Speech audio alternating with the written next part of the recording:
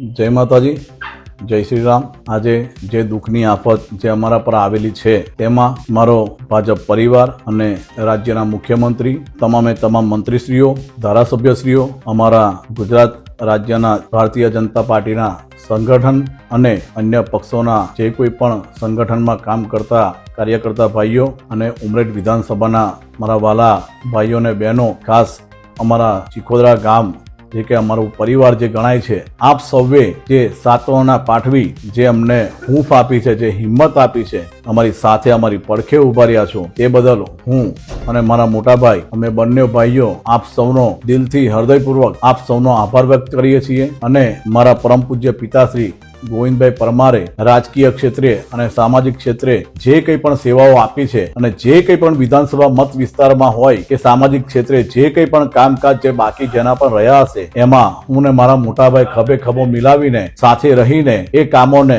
સંપૂર્ણ રીતે પૂરા કરવાનો પ્રયત્ન કરીશું। અને મારા પિતાજી ગોવિંદભાઈ પરમારના જે પણ કામો હતા, લોકોને પ્રત્યે જે લાગણી જે હતી, એ અમે બંને ભાઈઓ સાથે મળીને પૂરો કરવાનો જરૂરથી પ્રયત્ન કરીશું। અને આપ સૌનો પછી એકવાર હૃદયપૂર્વક દિલથી આભાર વ્યક્ત। જય માતાજી।